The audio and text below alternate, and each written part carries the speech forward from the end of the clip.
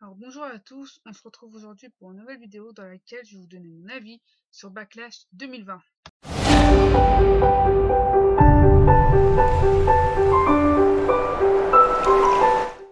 Avant de vous donner mon avis, voilà, comme vous avez pu le voir dans la vidéo que j'ai postée la semaine dernière, j'avais un problème de caméra et je n'ai pas réussi à régler ce problème là. Donc c'est pour ça que là pour l'instant les prochaines vidéos seront en vocal, sauf si j'arrive vraiment à refaire marcher ma caméra. Mais pour l'instant, c'est compliqué. Donc, euh, donc voilà, j'espère que ce format ne vous dérangera pas trop. Donc le premier match de la soirée, le match de kick-off. Apollo Crews face à Andrade pour le titre US. Donc c'est Apollo Crews qui a conservé, comme on pouvait s'en douter. Et Andrade est accompagné de Zelina Vega et Angel Garza.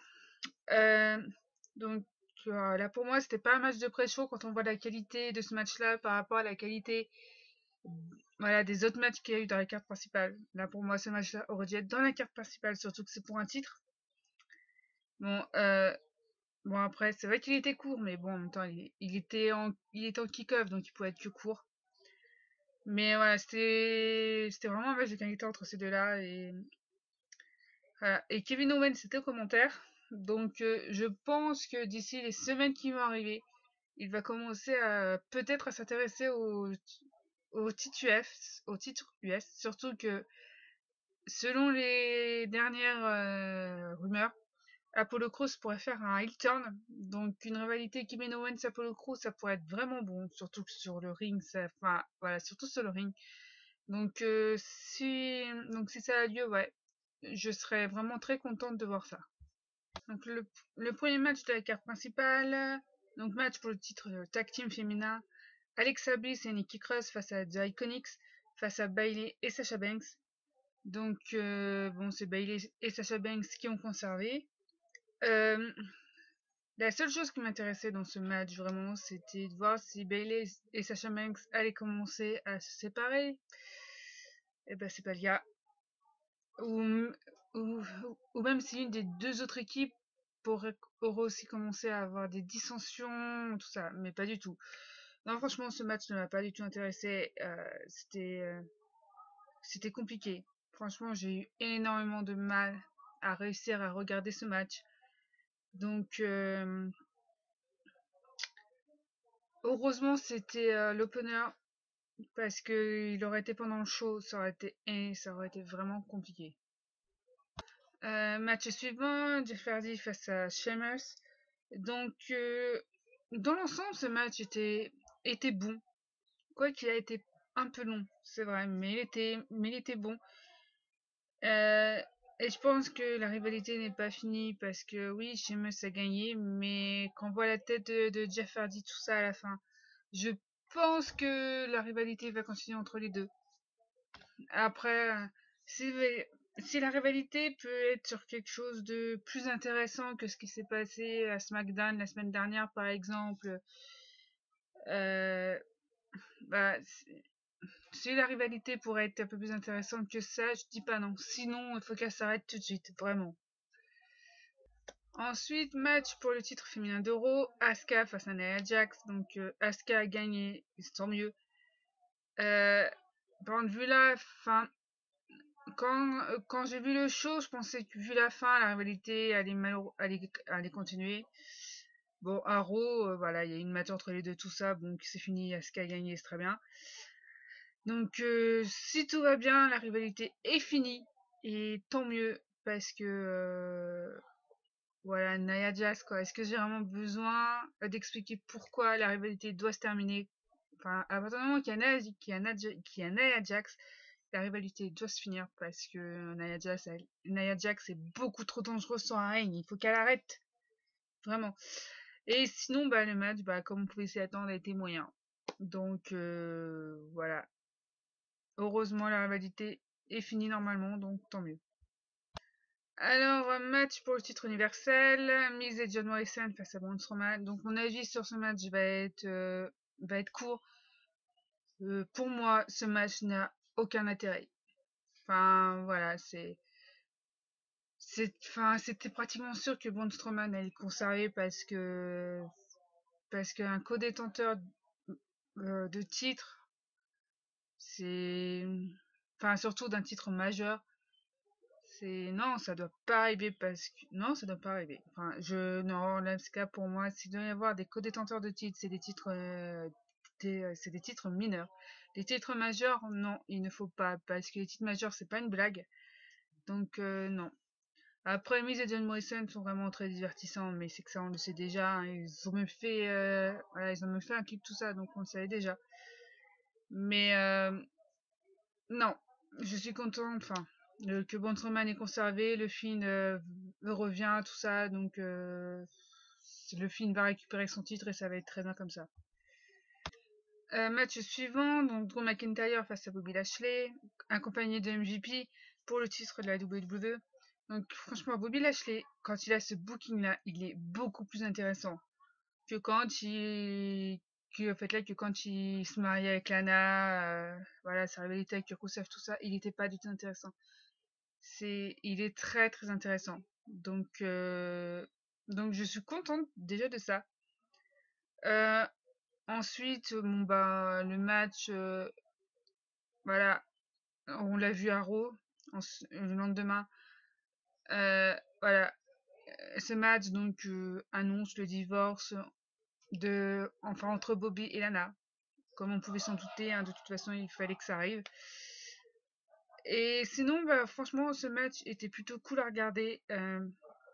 Voilà, et ce match renforce vraiment Bobby Lashley voilà, voilà, avec son booking actuel, vraiment, ça le renforce en tant que, peut-être pas un main eventer, mais d'un catcheur de haut de tableau. Donc c'est intéressant à voir. Et j'ai hâte de voir ce que ça peut donner Bobby Lashley voilà, dans les semaines qui arrivent. Et peut-être pourquoi pas avec un titre d'ici la fin de l'été. Pourquoi pas. Ensuite, donc, nous avons eu les Street Profits face aux Viking Raiders. Donc ce n'était pas un match, hein, donc voilà, c'était vraiment un segment cinématographique, voilà, c'était pas un match. Bon, personnellement, enfin là, j'ai pas compris pourquoi il y a une ninja, hein. Donc, mais c'était fun à regarder, voilà, moi, c'est ça que je veux quand je regarde du catch, que ça me divertisse, et là, ça a été le cas. Donc, après, vu que c'était pas un match, on peut pas vraiment juger, mais voilà, mais c'était quand même intéressant à regarder, et vu la qualité du show, heureusement qu'il y a eu ça pour réussir à rester dedans, franchement. C'est ouais. Alors, le main event donc de Backlash, donc match qui était censé être le greatest wrestling match ever. Donc Edge face à Randy Orton. Euh, le match est très bon, franchement. Bon, il est pas, on peut pas le considérer comme le meilleur match de l'histoire, mais il est très bon. Donc voilà, moi j'ai beaucoup aimé ce match. La petite référence à Howard Finkel au départ, quand on l'entend au micro, tout ça, c'était franchement très très cool. Euh, bon, par contre, dès le départ, on sait que c'est cinématographique, entre guillemets, parce que les crédits publics ont été rajoutés, c'est sûr et certain. Parce que vu le peu de public qu'il y avait, c'était des personnes de NXT, tout ça, qui étaient là, donc ah là, ça n'était pas rempli, et pour qu'il y ait autant de cris de public, ça veut dire que ça a été rajouté. Donc ça m'a un petit peu dérangé, entre guillemets. Sinon, bah, le match, ouais, comme j'ai dit, j'ai beaucoup aimé. Bon, il était peut-être un peu trop long, et il a quand même duré 45 minutes environ. Ça fait peut-être long, mais bon, après voilà, c'était quand même un bon match. Euh, Enfin, on voit vraiment que ça avait été filmé avant tout ça, parce que sinon, il n'aurait pas été d'aussi bonne qualité enfin, s'il aurait été en direct. Et donc, et vu que Randy a gagné, je pense qu'on va avoir un troisième match entre les deux. Surtout que Randy, donc, s'en est pris à Christian. Enfin, non, c'est Christian qui l'a un petit peu provoqué, tout ça, donc à Raw le lendemain. Et donc, du coup, il y a eu un match entre les deux. Voilà, je sais pas si ça veut dire un retour de Christian, mais bon, c'était intéressant. Mais voilà, du coup, je pense qu'il va y avoir un troisième match entre Edge et Randy Orton, vu que Edge est blessé. Du coup, je pense que ce sera pas avant WrestleMania l'année prochaine. Mais bon, après, faut voir. Et normalement, l'année prochaine, il devrait y avoir du public d'ici là. Donc, ça rendra peut-être le match un peu plus facile à regarder, dans le sens où que là, c'était trop long. Comme le match à WrestleMania, c'était beaucoup trop long. Et que si c'est aussi long, il faut un public quand même pour rajouter un petit peu d'ambiance, sinon c'est compliqué. Donc, mais bon, s'il doit y avoir un troisième match entre les deux, je signe parce que moi j'ai beaucoup aimé le match de WrestleMania, contrairement à d'autres personnes, mais moi personnellement j'ai aimé. Et ce match-là, je l'ai beaucoup aimé aussi également. Donc s'il doit y avoir un troisième match entre les deux, je signe tout de suite, vraiment. Alors, mon avis global sur le show, c'est que c'est un show vraiment moyen. Mais pour moi, depuis le début de l'année, c'est le pire show qu'on ait eu depuis le mois de janvier, donc depuis le Royal Rumble. Euh, j'ai vraiment eu du mal à le regarder. Bon, je l'ai pas regardé en live et je pense que heureusement parce que vu la qualité du show, je me serais certainement endormie entre deux. Donc voilà, c'est vraiment un show moyen. Heureusement, il y a Apollo Crews face à Andrade qui pour moi est vraiment très bon. Après, il y a le main event. Voilà, peut-être un petit peu le titre du WWE, mais ça ne relève pas du tout la qualité du show, clairement. C'est vraiment le match de kick-off et le main event voilà. Heureusement qu'ils sont là pour. Voilà, c'est ces deux matchs-là qui m'ont aidé plus ou moins à apprécier le show. Donc, voilà, j'espère que les prochains pay-per-view seront de meilleure qualité parce que ça va être vraiment compliqué à regarder, vraiment. Bon, voilà, je vous ai donné donc mon avis sur ce show, match par match et mon avis général sur le show. J'espère que ça vous a plu. N'hésitez pas à me donner votre avis sur le show dans les commentaires. N'hésitez pas non plus à vous abonner à ma chaîne, à appuyer sur la cloche pour recevoir les notifications de mes prochaines vidéos. N'hésitez pas non plus à mettre un pouce bleu en dessous de mes vidéos. Et moi, je vous dis à bientôt pour une prochaine vidéo.